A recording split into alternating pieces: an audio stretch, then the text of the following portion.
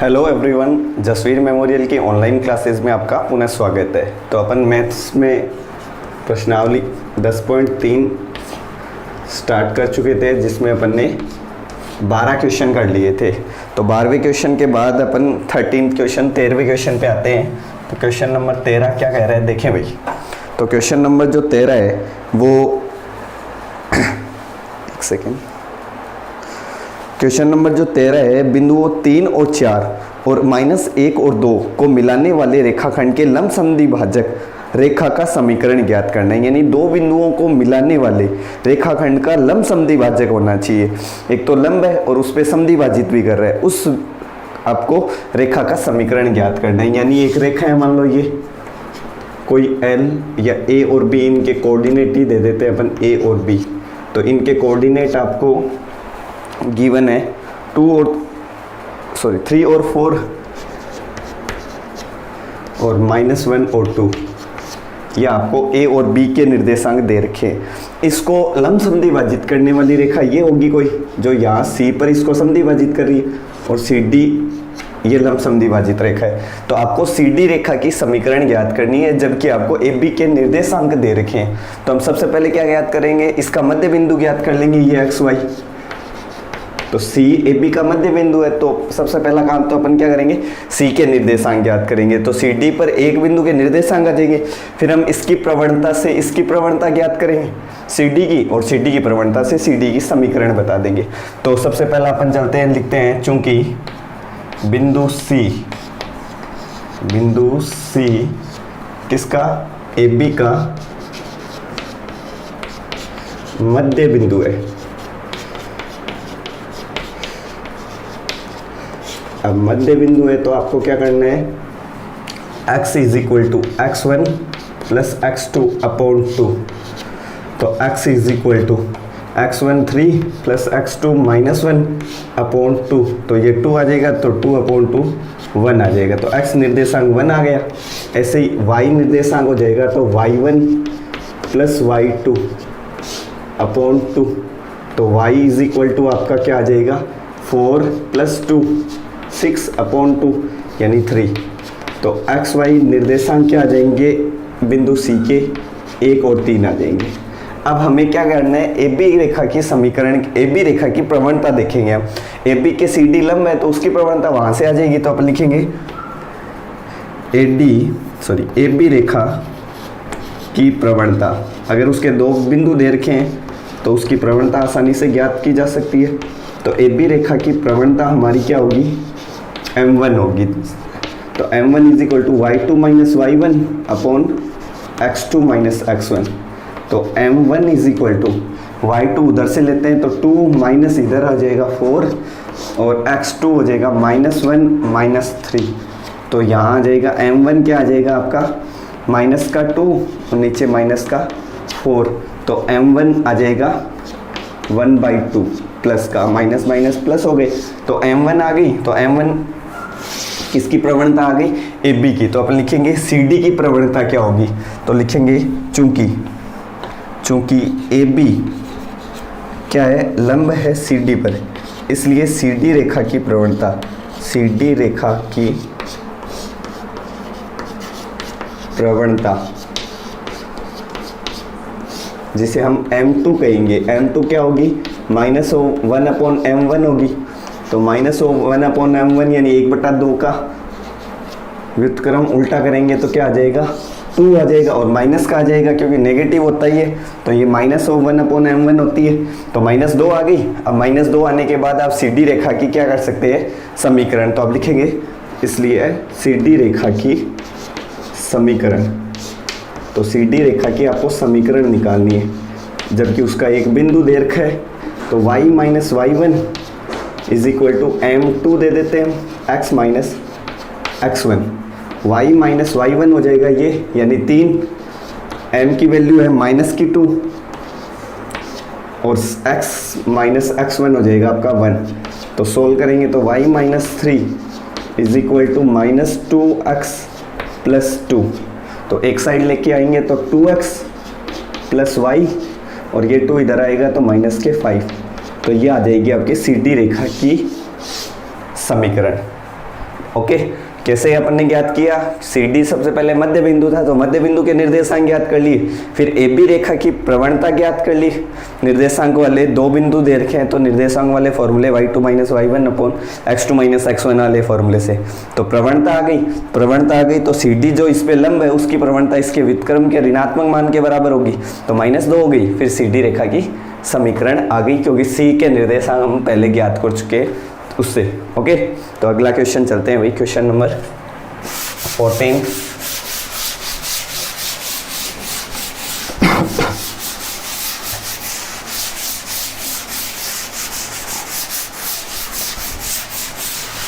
हाँ, question number 14 देखें भाई।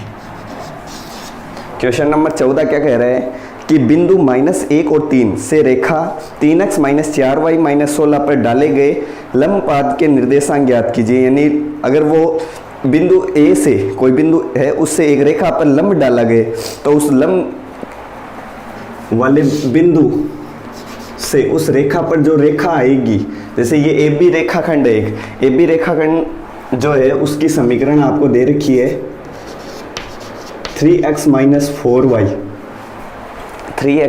4y minus 16 is equal to 0। और अब इस पर एक लंब है सी डी। अब सी के निर्देशांक आपको दे रखे हैं -1 और 3।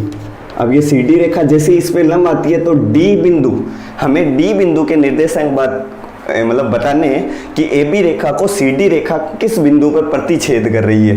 तो हम यहाँ पे जो बिंदु होंगे उन्हें मान लेते हैं कि ए और बी इसके निर्देशांक है, कि माना बिंदु डी जहाँ पर ए बी रेखा सी डी रेखा ए बी को प्रतिच्छेद कर रही है, ए बी का जो सी डी का जो पाद बिंदु यानी नीचे वाला जो बिंदु है वो क्या है, ए बी है। तो अपन क्या करेंगे, पहले इस रेखा की ये इस रेखा पर लंबवत है तो हम सी डी रेखा की समीकरण ज्ञात करते हुए और इन दोनों रेखाओं के प्रतिच्छेद बिंदु से ज्ञात कर सकते हैं इसको। तो अपन लिखेंगे माना बिंदु डी के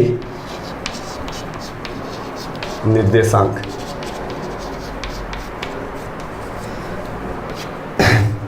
बिंदु डी के जो निर्देशांक है वो क्या होंगे, ए और बी हो जाएगा। तो अपन इसकी सी डी की ढाल बता सकते हैं और जो कि ए बी की क्या होगी, लंबवत है, यानी इन दोनों में एक संबंध ये आ जाएगा। और दूसरा संबंध हम ए बी पर एक बिंदु डी दे रखा है तो उसके बिंदु यहाँ पे पुट करते हुए दूसरा संबंध निकाल के दो समीकरणें बताते हुए ए बी के निर्देशांक ज्ञात करेंगे। तो सबसे पहले करते हैं सी डी रेखा की प्रवणता। तो सी डी रेखा की प्रवणता, तो सी डी रेखा की प्रवणता आपको पता है m1 नाम दे देते y2 minus y1 upon x2 minus x1। तो m is equal to y2 इधर से ले लेते हैं a और b, तो b माइनस 3 और a माइनस और माइनस तो वो प्लस हो जाएगा। तो ये आ गई सी डी की प्रवणता। ऐसे ही हम ए बी की प्रवणता बताते हैं। तो ए बी रेखा की प्रवणता, ए बी रेखा की समीकरण लिख लेते हैं पहले, फिर उसकी y बराबर एम एक्स प्लस सी फॉर्म से अपन क्या ज्ञात कर लेते हैं प्रवणता। तो 3x माइनस 4y माइनस 16 बराबर 0। तो 4y को एक साइड करते हैं तो 4y बराबर 3x माइनस 16 तो 3/4x और माइनस 16/4। तो ए बी रेखा की प्रवणता क्या आ जाएगी, ए बी रेखा की प्रवणता जिसे हम m2 देंगे तो y बराबर एम एक्स प्लस सी होता है m, यानी ये आ गई 3/4 आ गई। और ये आ गई थी हमारी b/3 b माइनस 3 और a प्लस 1। अब चूंकि दोनों रेखाएं क्या है, सी डी और ए बी क्या है, एक दूसरे पर लंब है, तो अपन लिखेंगे चूंकि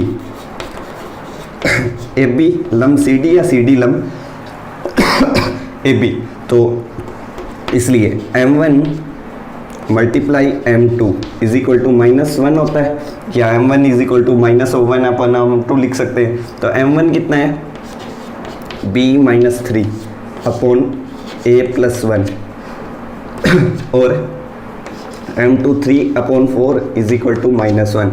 तो पहले इसको मल्टीप्लाई करेंगे 3 और 4 से, तो ये हो जाएगा 3b -9 और ये हो जाएगा 4a + 4 इज इक्वल टू -1/1। तो इसको यहाँ से कर लेंगे क्रॉस मल्टीप्लाई। तो क्रॉस मल्टीप्लाई करेंगे तो यहाँ से किसकी वैल्यू समीकरण के रूप में आ जाएगा, तो -4a और इसको तो अपन -1 से करते हैं और इसको तो 3b और -9 आएगा 1 से गुणा होने पर, और ये हो जाएगा -4a और ये -4। अब दोनों को एक साइड ले आएंगे 4a को, तो 4a + 3b और ये -9 है, -4 इधर आए तो माइनस के 5 बचेंगे इज इक्वल टू 0। तो हमारे पास एक रेखा की समीकरण आ गई, एक रेखा की क्या एक संबंध आ गया a और b में। a और b के मान नहीं आ सकते क्योंकि दो बिंदु हैं, दो निर्देशांक है, तो दोनों निर्देशांक एक साथ ज्ञात नहीं किए जा सकते। अब हम दूसरा काम करते हैं यहाँ से, क्या कि आपको पता है ए बी रेखा की समीकरण दे रखी है और ए बी पर बिंदु ए और बी है, तो ये इस बिंदु को क्या करेंगे सेटिस्फाई करेंगे, यानी ए और बी के निर्देशांक में इसमें रख सकता हूँ। तो यहाँ से एक संबंध आ जाएगा, तो लिखेंगे डी ए बी पर स्थित है, इसलिए डी जो बिंदु है वो किस पर स्थित है ए बी पर। इसका मतलब क्या होगा 3x - 4y - 16 बराबर 0।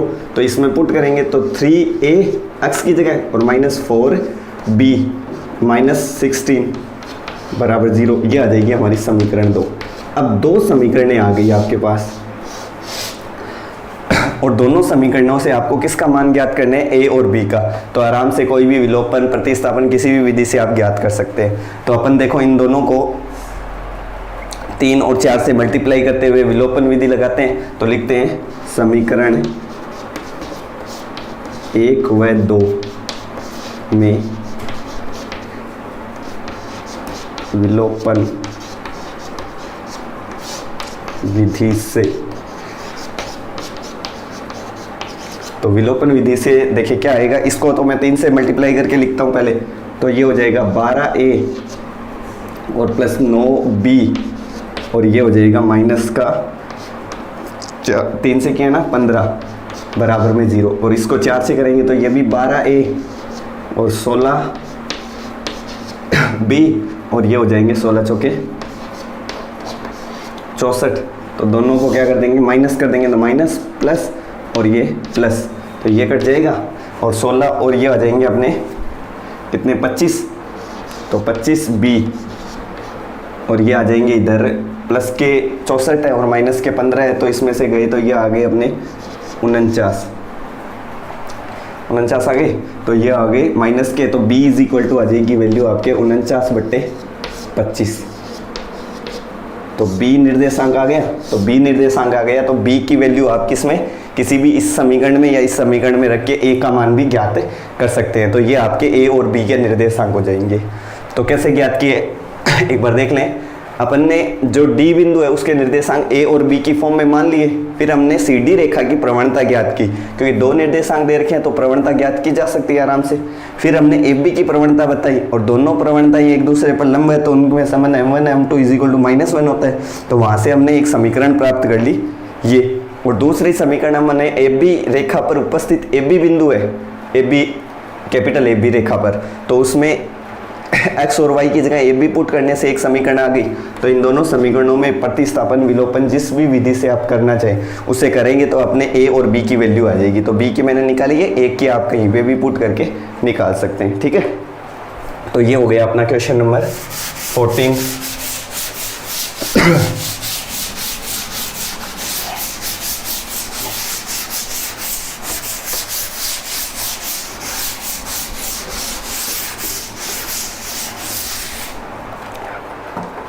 हाँ भाई, अगला क्वेश्चन अपना क्वेश्चन नंबर 15। देखिए क्या कह रहा है क्वेश्चन नंबर 15। मूल बिंदु से रेखा y = mx + c पर डाला गया लंब रेखा से बिंदु -1 और 2 पर मिलता है, तो m और c की वैल्यू बतानी है। सिंपल सा सवाल है कि आपको एक ग्राफ है, इसमें y बराबर mx फॉर्म में एक समीकरण दे रखी है, y बराबर mx प्लस सी, और इस पर मूल बिंदु से जो लंब डाला गया है ओ ए नाम दे देते हैं इसके। तो ए जो बिंदु इस रेखा पर काट रहे हैं उसके निर्देशांक -1 और 2 है, और मूल बिंदु के निर्देशांक आपको पता ही है क्या होते हैं, 0 0 होते हैं। तो अपन ये इस पे लंब है तो इस रेखा की प्रवणता ज्ञात हो जाएगी, तो प्रवणता ज्ञात हो जाएगी OA की। तो अपन रेखा L की, इसे L नाम दे देता हूँ मैं, L रेखा की प्रवणता ज्ञात कर सकते हैं, और L रेखा की प्रवणता आने के बाद C बिंदु भी ज्ञात हो सकता है। तो अपन सबसे पहले ज्ञात करेंगे, चूंकि रेखा लिख देते हैं, रेखा L की समीकरण, L की समीकरण क्या है, y बराबर mx प्लस सी है आपकी, ठीक है। उसके बाद तथा रेखा पर मूल बिंदु से लंब OA है, OA अपन ने माना है जो कि अभिलंब है, इस पे यह लंब है। तो अपन सबसे पहले OA जो अभिलंब है उसकी प्रवणता ज्ञात करते हैं। तो OA रेखा की प्रवणता, OA रेखा की प्रवणता, तो OA रेखा की प्रवणता क्या आ जाएगी, m1 is equal to y2 y1 upon x2 minus x1। तो m1 is equal to y2 अपन उधर वाले लेते हैं तो 2 माइनस 0, और नीचे आ जाएगा -1 माइनस 0, तो यह m1 आ जाएगी आपके माइनस की 2, ठीक है। तो m1 अगर आ गई तो m1 जो OA रेखा है वो किस पर, L रेखा पर लंब है। तो अपन लिखेंगे चूंकि OA रेखा खंड रेखा L पर, रेखा L पर लंब है, अभिलंबवत है, तो इसका मतलब इन दोनों रेखाओं की प्रवणताओं में क्या संबंध होगा, रेखा L की प्रवणता क्या होगी, सीधा बता देते हैं। रेखा L की प्रवणता जिसे हम m2 कह देते हैं, तो m2 क्या हो जाएगी, -1 अपॉन m1 होगी। तो इसका मतलब m2 जो है वो क्या होगी, माइनस माइनस प्लस 1/2 आ जाएगा। तो m2 यानी रेखा L की प्रवणता क्या होगी, 1/2 होगी। और यहाँ पर आपको रेखा L की समीकरण दे रखी है y बराबर mx प्लस सी, तो यहाँ प्रवणता क्या है इसकी m, तो m का मान क्या हो जाएगा, 1/2 हो जाएगा। तो अब लिखेंगे अतः, इसको m ही नाम दे देना, ज़्यादा बेस्ट रहेगा, अपनी सीधी आ जाएगी। m के फॉर्म में बोल देते हैं तो m बराबर -1 अपॉन m1 आ जाएगा। तो m यानी अतः रेखा L की प्रवणता m बराबर कितनी आ गई अपनी, 1/2 आ गई। m2 नहीं देखे m ही दे दे, क्योंकि आपको m के रूप में ही लिखा हुआ है। अब अपन को क्या करना है, इस c के निर्देशांक और ज्ञात करने हैं। तो अब देखो ये रेखा है, इस पर ये बिंदु है, तो ये बिंदु इस रेखा को संतुष्ट करेंगे। तो अपन लिखेंगे चूंकि y बराबर mx प्लस सी में -1 2 बिंदु रखने पर, तो ये इसमें रखेंगे तो क्या आ जाएगा, y की जगह तो 2 बराबर m की वैल्यू 1/2, और ये हो जाएगी -1 और प्लस c। तो सोल्व करेंगे तो c की वैल्यू आ जाएगी।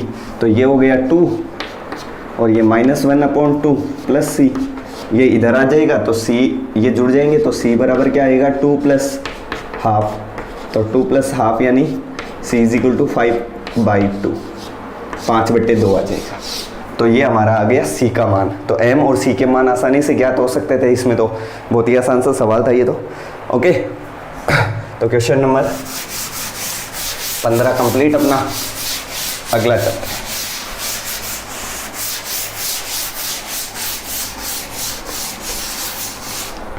क्वेश्चन नंबर 15 के बाद आता है 16वां क्वेश्चन।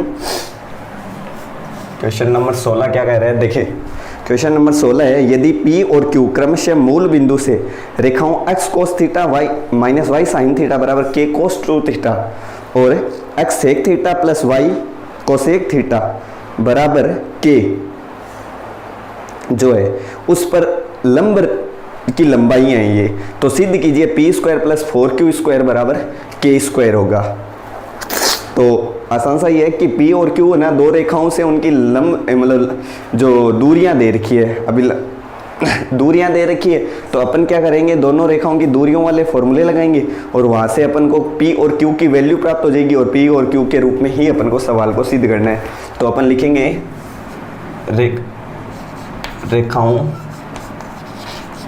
पहले लिख देते हैं रेखा, पहली रेखा है x cos theta plus minus है y साइन थीटा बराबर k cos 2 theta. k cos 2 theta से कि मूल बिंदु से दूरी कितनी है, p है कि मूल बिंदु, अब मूल बिंदु सब जानते हैं क्या होता है 0 0, तो मूल बिंदु यानी 0 0 से दूरी p है, तो दूरी p है तो अपन दूरी वाला फॉर्मूला लगाएंगे। तो डिस्टेंस वाला जो फॉर्मूला होता है उसमें क्या होता है, distance d is equal to root of mod of ax1 by1 plus c upon root of a square plus b square होता है।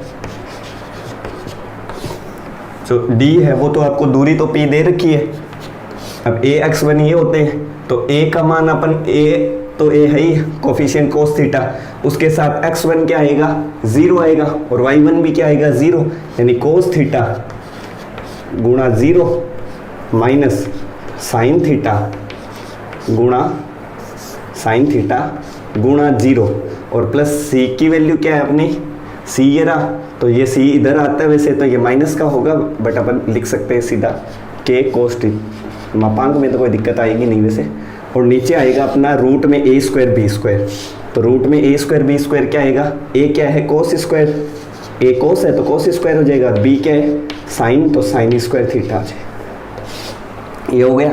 अब इसको सोल्व करेंगे तो p की वैल्यू आपके पास क्या आ जाएगी, देखें ये तो दोनों 0 हो जाएंगे, तो ये रहेगा k cos 2 थीटा और नीचे क्या आ जाएगा 1 हो जाता है प्रॉपर्टी से, तो cos स्क्वायर साइन स्क्वायर 1 होता है ना, इसलिए 1 हो जाएगा, तो ये k cos 2 थीटा आ गया। हमें अगर आपको देख रहे हो सिद्ध करना है क्या, p square plus 4q square बराबर k स्क्वायर, तो p स्क्वायर यानी स्क्वायर कर लेते हैं, तो दोनों तरफ वर्ग करने पर यही लिख देते हैं, दोनों तरफ वर्ग से, तो वर्ग करने पर, तो वर्ग करने पर आपको क्या मिलेगा, देखें तो वर्ग करेंगे तो इधर p स्क्वायर हो जाएगा और इधर पूरे का स्क्वायर हो जाएगा, तो p square is equal to k square cos square 2 theta आ जाएगा। तो ये एक संबंध आ गया हमारे पास, तो इसको आप रख लें समीकरण 1 के रूप में। इसी प्रकार दूसरा संबंध हम ज्ञात करते हैं, रेखा जो दूसरी दे रखी है, तो रेखा उसका समीकरण है x sec theta plus y cosec theta बराबर में केवल क्या है आपके k दे रखा है। तो एक तो आप इसी को यहीं से सोल्व कर सकते हैं साइन कोस में बदलते हुए और बराबर में भेज दें एलसीएम लेते हुए, तो वो कर लें अपन पहले इसको। तो रेखा ये आ जाएगा सेक का अपॉन करेंगे तो कोस, और ये आ जाएगा यहाँ पर y, कोसेक का उल्टा क्या होता है साइन, बराबर में आ गया k। तो इसको चेंज करेंगे तो ये आ गया अपना sine cos LCM sign theta cos theta, तो यहाँ से ये x से क्या गुणा होगा साइन और प्लस y से क्या गुणा होगा cos theta is equal to k। तो यहाँ से आगे अपन सोल्व करेंगे इसको, तो क्या आएगा देखिए x sine theta plus Y cos theta is equal to K sine theta cos theta, sine theta cos theta. ये इधर आ जाएगा तो sine theta plus Y cos theta minus K sine theta cos theta is equal to 0 से कि मूल बिंदु origin से, मूल बिंदु से दूरी कितनी है, मूल बिंदु से दूरी q है, आपको क्यूब के फॉर्म में दे रखी है, तो डिस्टेंस वाला फॉर्मूला लिखा हुआ है ही, मैं सीधा सोल्व कर रहा हूँ। तो a इज इक्वल टू यहाँ पर इसमें अपन x1 की जगह और y1 की जगह क्या रखेंगे, मूल बिंदु के निर्देशांक यानी 0 0, तो sine theta into 0 plus cos theta और 0, और माइनस में ये आ जाएगा के साइन थीटा कोस थीटा, और नीचे आएगा a square b square root में, तो a यानी sine square plus cos square, तो q जो है वो क्या आ जाएगा आपका, ये तो दोनों पर 0 हो जाएंगे, k साइन थीटा प्लस के साइन थीटा कोस थीटा, और नीचे वाली वही आइडेंटिटी से 1 हो गया, sine square theta cos square theta क्या होता है 1 हो गया, तो यहाँ से के साइन थीटा कोस थीटा आ गया। अपन को अब जो प्रूव करना है उसमें क्या चाहिए, 4q स्क्वायर चाहिए, तो 4q स्क्वायर यानी पहले मैं अगर यहाँ दोनों साइड 2 से मल्टीप्लाई कर दूँ तो क्या हो जाएगा, ये यहाँ लिख देता हूँ मैं, मल्टीप्लाई दोनों तरफ है, दोनों तरफ 2 से गुणा कर वर्ग करने पर, गुणा कर देना और फिर वर्ग कर देना, दोनों काम एक साथ कर देना। तो 2 से गुणा करेंगे तो ये बनेगा 2q, और इधर आ जाएगा ये k, और 2 यहाँ आएगा तो 2 साइन थीटा कोस थीटा, और 2 साइन थीटा कोस थीटा क्या होता है साइन 2 थीटा, तो 2q इज इक्वल टू आ जाएगा k साइन 2 थीटा। अब इसका स्क्वायर करोगे आप तो ये हो गया स्क्वायर यहाँ से, तो ये आ जाएगा 4q स्क्वायर जो आपको चाहिए, और ये आ गया k square sine square 2 theta. तो ये 2 पद आ गए भाई, सिंपल से थे, बस यहाँ से थोड़ा सा आपको क्या करना है ध्यान रखना था, क्या कि ये जो समीकरण है इसका तो दूरी दे रखी थी, तो आप यहाँ से सीधा p वाले सूत्र वाले जो फॉर्मूला है उसको यूज़ करते हुए डायरेक्टली सोल्व करेंगे तो अपने पास ये संबंध आ जाएगा p वाला। और दूसरा वाला है उसमें सेक और कोसेक में, अब सेक और कोसेक में तो आइडेंटिटी काम करेगी नहीं, तो इसको आप साइन कोस में कन्वर्ट करके और ये समीकरण बना लें, तो ये समीकरण बनने के बाद आप डिस्टेंस वाला फॉर्मूला लगाएंगे तो q के रूप में आपका मान आ जाएगा। अब अपन को 4q स्क्वायर चाहिए, यानी अपन 2 से मल्टीप्लाई करेंगे, तो यहाँ देख सकते हो 2 साइन थीटा कोस थीटा वाली आइडेंटिटी से वो साइन 2 थीटा हो जाता है, तो यहाँ से इसको स्क्वायर करते हुए 4q स्क्वायर बराबर k square sine square 2 theta convert कर सकते हैं। तो अब इन दोनों को आपको क्या करना है, जोड़ना है, सम करना है इन दोनों का, तो अपना रिजल्ट आ जाएगा जो पूछा है p square plus 4q square बराबर k स्क्वायर आ जाएगा।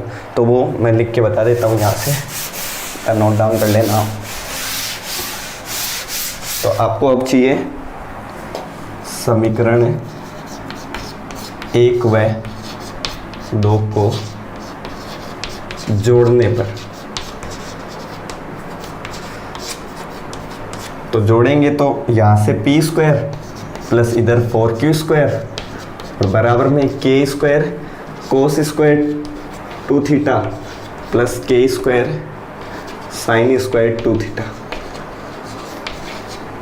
ये आएगा। तो यहाँ से k स्क्वायर कॉमन, तो कोस square 2 theta plus sine square 2 theta क्या हो जाता है, इक्वल 1 हो जाता है, क्योंकि थीटा सेम है तो स्क्वायर है तो 1 हो जाएगा, तो क्या आएगा k स्क्वायर, तो यही चाहिए था, p square plus 4q square is equal to क्या आना चाहिए k स्क्वायर। तो आ गया, तो क्वेश्चन के अकॉर्डिंग चलेंगे तो आराम से आ जाएगा, पहले p की वैल्यू फिर q की वैल्यू, और q की भी 4q के रूप में आ जाए और p की p स्क्वायर के रूप में कि सीधा जोड़ना पड़े, तो यहाँ से लाते हुए आप सोल्व करेंगे तो हो जाएगा आसानी से, ठीक है। तो क्वेश्चन नंबर 16 हो गया अपना। अगला चलते हैं भाई क्वेश्चन नंबर 17 से।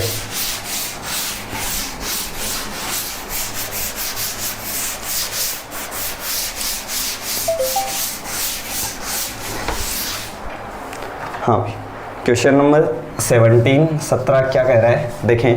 क्वेश्चन नंबर 17 है, शीर्षों ए व बी और सी वाले त्रिभुज ए बी सी तीनों शीर्ष उसके दे रखे हैं आपको, के शीर्ष ए से सम्मुख भुजा पर डाले गए लंब की लंबाई तथा उसकी समीकरण ज्ञात करनी है। तो आसान सी चीज़ है कि एक ए बी सी त्रिभुज है, तो उस ए बी सी त्रिभुज के 3 शीर्ष हैं जो आपको लिखे हुए हैं। अब इस ए से सम्मुख शीर्ष पर जो लंब डालेंगे उसकी समीकरण और उसके डी बिंदु के निर्देशांक लंबाई और समीकरण बतानी है। ए के निर्देशांक आपके 2 और 3 है, बी के निर्देशांक आपके 4 और -1 है, और सी के निर्देशांक आपके 1 और 2 है, 1 और 2 है। तो फर्स्टली अपन क्या करेंगे कि डी बिंदु जो है ये इस पर अभिलंबवत है, तो अपन ए बी सी रेखा की क्या कर लेंगे, समीकरण ज्ञात कर लेंगे। बीसी रेखा की प्रवणता, तो बीसी रेखा की प्रवणता आ गई तो वहां से एडी की प्रवणता आ जाएगी, और एडी पर उपस्थित एक बिंदु ए के निर्देशक हमारे पास है, तो एडी की समीकरण आ गई। उसके बाद इसकी लंबाई हमें ज्ञात करनी है, तो लंबाई ज्ञात करने के लिए हमें ये निर्देशांक चाहिए। तो दोनों रेखाएं कहाँ पर प्रतिच्छेद कर रही है वो वाला बिंदु निकल जाएगा यहाँ से, तो फिर इसकी अपन डिस्टेंस बता सकते हैं आसानी से। ठीक है, तो अपन चलते हैं, सबसे पहले एडी की समीकरण ज्ञात करते हैं। तो उसके लिए मैं लिखता हूँ बीसी रेखा की प्रवणता, बीसी रेखा की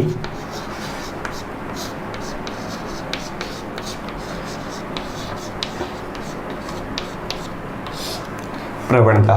तो प्रवणता m1 is equal to y2 minus y1 upon x2 minus x1। तो m1 is equal to y2 2 minus और माइनस प्लस और नीचे 1 और ये 4, तो m1 is equal to 3 upon -3।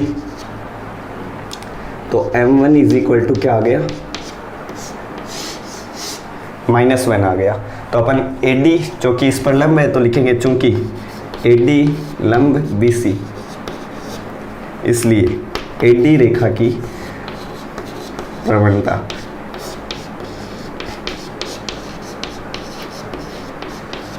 तो जिसे हम किससे m2 से लिखते हैं, तो m2 is equal to -1 upon m1 हो जाएगा।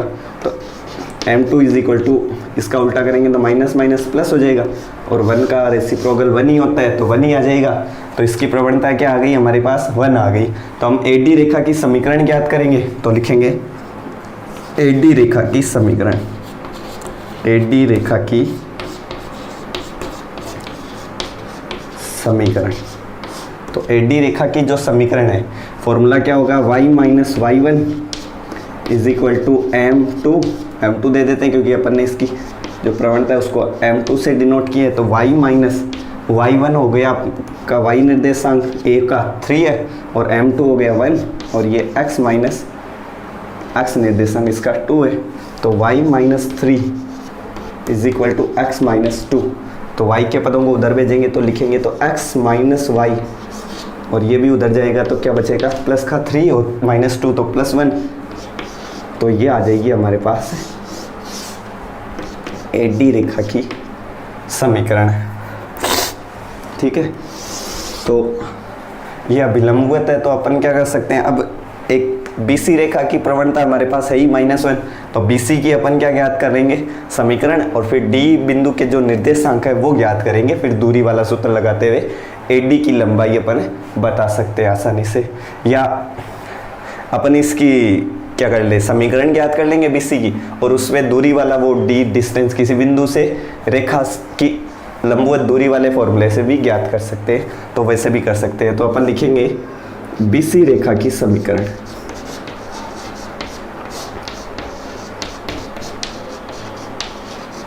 तो BC रेखा की समीकरण क्या आएगी, y minus y1 is equal to m1 x minus x1। तो क्या माना है अपने, y1 इन्हीं को माना था 1 और 4 को, तो y1 है -1 तो प्लस हो जाएगा, m क्या है आपका -1, और x माइनस x1 किसको है, यहाँ से ये 4 को, तो ये हो गए 4, इनको माना था x1 y1, तो यहाँ से अपन समीकरण निकालेंगे तो y + 1 बराबर ये आ जाएगा आपका -x + 4। तो इधर लाएंगे तो x प्लस वाई और 4 इधर आएगा तो ये प्लस का 1 माइनस का 3 बचेगा। तो ये रेखा होगी हमारी रेखा x प्लस वाई माइनस 3 किस रेखा की समीकरण होगी? BC की। अब BC से AD की लंबवत दूरी ज्ञात करनी है। तो एक चीज़ तो आपको ये पूछी थी सवाल में, कौन सी AD रेखा की समीकरण, तो वो तो आपके ध्यान में आ गई होगी। अपन ने कैसे ज्ञात की है कि BC की प्रवणता ज्ञात करके AD की प्रवणता ज्ञात कर ली और AD से AD की समीकरण आ गई। और अब अपन BC की समीकरण प्राप्त की अपन ने, और अब अपन एक और कॉन्सेप्ट बचा छोटा सा कि B से अभिलंबवत किसी बिंदु की किसी रेखा से अभिलंबवत दूरी ज्ञात करते हैं, वो वाला फॉर्मूला लगाएंगे। तो लिखेंगे, चूंकि क्वेश्चन नंबर 27 है, A से BC की दूरी, A बिंदु से BC की दूरी ज्ञात करते हैं। तो दूरी का formula D is equal to formula AX1 plus BY1 plus C upon root of A square plus B square. तो समीकरण क्या है BC की? ये रही x, तो x की जगह तो क्या पुट होना है 2 प्लस y की जगह क्या पुट होना है 3 और माइनस C क्या है 3 upon A square B square क्या है 1 है। दोनों के गुणांक x और y के गुणांक क्या है 1 1 है। तो ये D इज इक्वल टू आपके पास क्या आ जाएगा? ये तो 3 से 3 कट गया 2 और नीचे 2 का रूट हो जाएगा √2, तो ये आ जाएगा आपके पास √2 लिख सकते हैं, √2 यूनिट इकाई। ठीक है, तो √2 के रूप में आ जाएगी दूरी। ओके, तो ये अपन ने कौन सी दूरी भी ज्ञात कर ली और AD रेखा की समीकरण, और AD ही लंबाई है, इसको आप AD लिख सकते हैं। AD रेखा की लंबाई है ये। ठीक है, तो AD रेखा की लंबाई क्या आ गई अपनी? √2 आ गई। अब एक अपना लास्ट क्वेश्चन बचा है इस एक्सरसाइज का, वो कंप्लीट करते हैं अपन।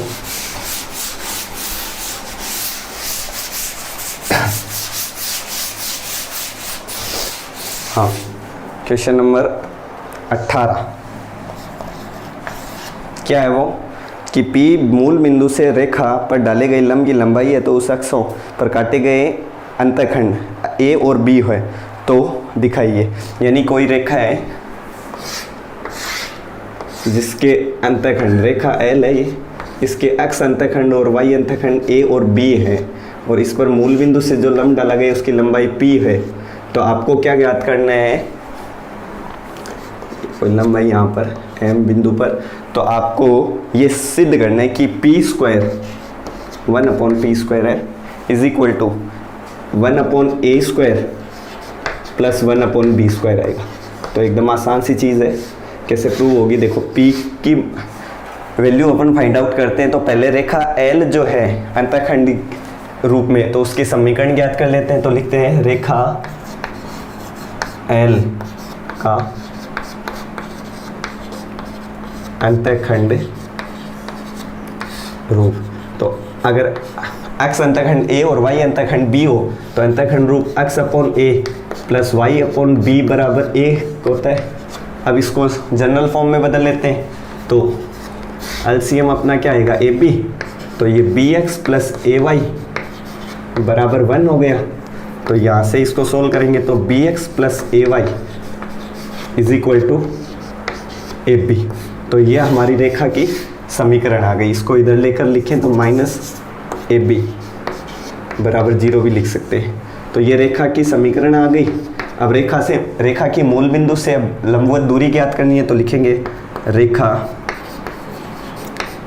L की मूल बिंदु